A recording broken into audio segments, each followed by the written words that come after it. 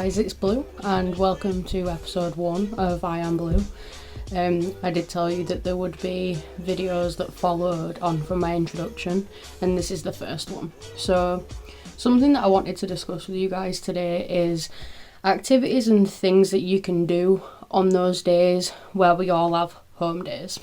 By home days, I mean the days where life is too much to go out and about, or maybe you just need to rest, recuperate, and things that we can do to fill those days. Because in my personal experience, it's very easy to waste a day.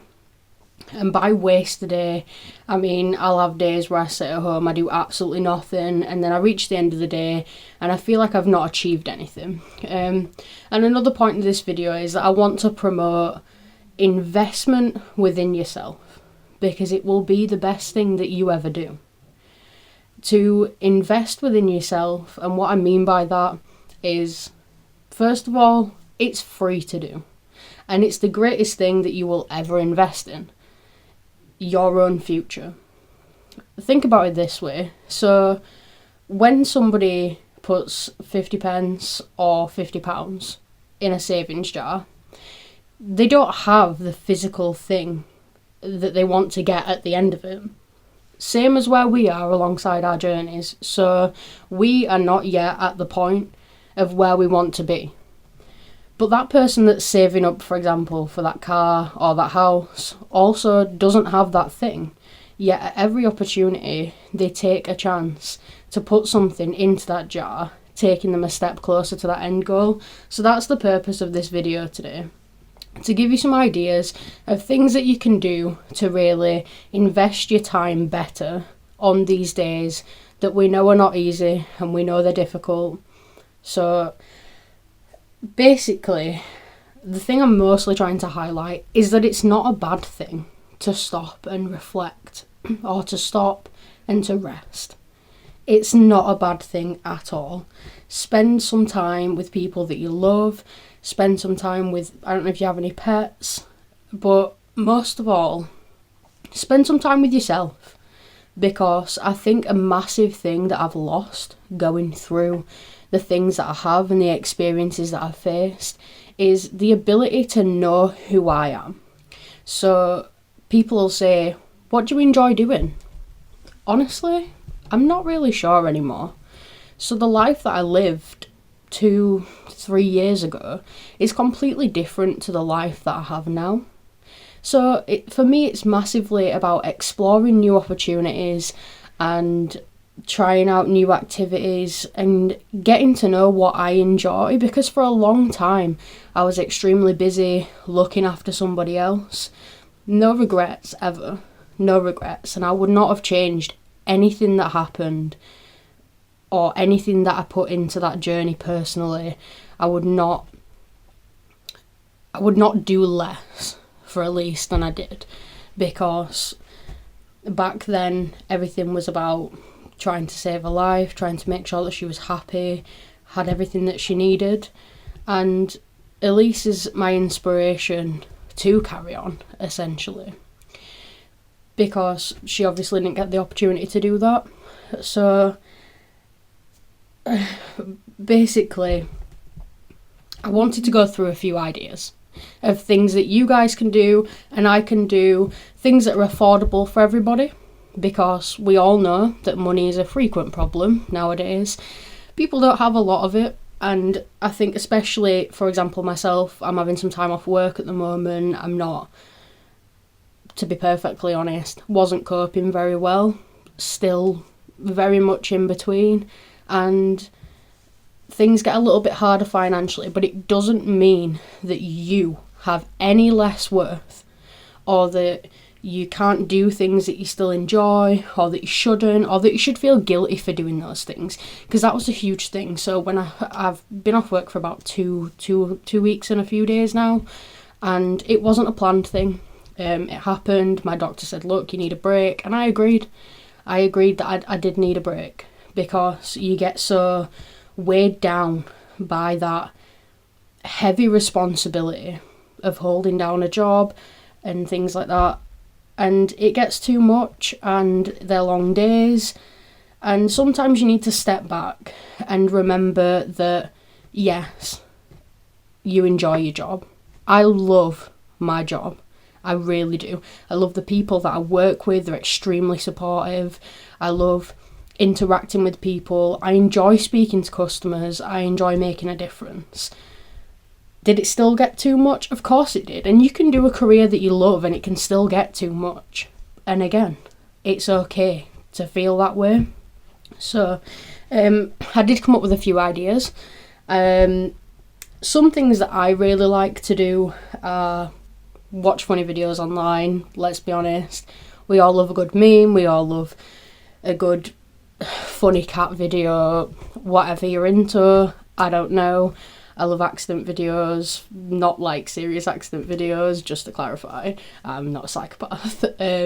But you know, all the little fails and things, that's what I'm into. I like playing games like The Sims. Now, I can remember ever since being like a young boy, when I got my first Sims game, massive escape for me.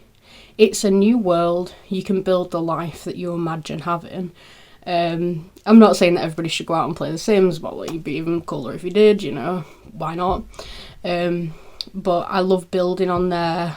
I find that it just takes my mind somewhere else for a little while. When I say a little while, I usually mean binging it for far longer than I should, but same with other video games. So Call of Duty, whatever else you're into. I'll be honest, I'm not a massive gamer. I'm not going to stand and pretend that I am, but that's the one that I like. Things like home workouts and yoga, it's proven to help you. We don't always have the energy, let's be real about it, we don't. But if you do have the energy, and even if you just do 5 minutes, 10 minutes, it doesn't reduce it, so it reduces your stress and it raises the endorphins in your brain. It doesn't have to be every day. It can be every day if you want it to be, but it doesn't have to be. There's no expectation that just because you start something one day, you have to do it every day, because that's not the case at all. So another thing, I love watching my mum cook. I love cooking for my family. I probably don't do it as often as I should. Sorry, Mama, I really should work on that. But there's something about a sense of accomplishment when you plan and prepare a meal. And I know that usually my diet is not at its best when I'm not feeling my best. And it's because I'll just have that, it's quick, I'll just have that, it's easy. Or it gets to late in the day and you realise you've been zoned out for most of it and you've not had anything at all. And it's not good. Whereas you could cook something, even if it's just something easy, following a recipe, that's helpful. If you don't cook, take it as an opportunity to learn a new skill, another thing to be proud of yourself for. I'm trying not to move too far out the way of the camera, because 22 years old with dinosaur bedding, you know, but you know, that's me. It's one of the things I do to cheer myself up. Love a good goofy bedding set. I have made some notes, so because obviously I've got a lot to say today.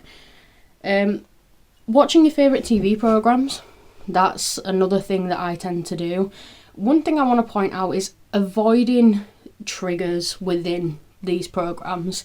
So don't watch something when you're sad that you know is going to make you more sad. I know it probably sounds really self-explanatory, however, I think we're all guilty of going, I need a good cry, I'm going to put something sad on. Sometimes I don't feel that that's helpful. For me personally, it makes me feel worse. So I try and avoid doing things like that. Get comfortable. You're at home, nobody's going to see you. There's no expectation. Put your comfy pyjamas on, be goofy. I have Marvel Comics pyjamas. 22, don't care. So comfortable, love them. And just go for it, because nobody can see you, and as long as you're comfortable and happy, sometimes it makes a difference. It makes a difference in terms of what you feel bothered to do. Because I think, and again, I'll have days where getting up and getting ready and making an effort, looking presentable, looking acceptable, is a huge challenge. And by challenge, I mean some days it feels physically impossible. And I know a lot of people that haven't experienced it will go, what do you mean you can't just get up and get dressed? No, I really mean it. You feel heavy, you feel bogged down. In a sense, you almost feel physically ill. I know I do. So I'll have days where I feel like I've been hit by a truck and nothing has happened. Nothing has happened. I'm just sad and I'm just lost. And again, small things feel like big things. Another thing that I tend to do when I stay in is FaceTime with friends, get in touch with people. Not always, because I highlighted it in my last video that I've been a little bit missing in action lately when it comes to communicating with friends and family. And I think it's because I've felt ashamed for a long time. Ashamed of how I feel, ashamed of how I'm coping. And I'm trying to change that behaviour now, because I've always felt like education is power. And it dawned on me that I wasn't educating the people around me about how I'm feeling. So how are they supposed to understand how to support me and how to make me feel better?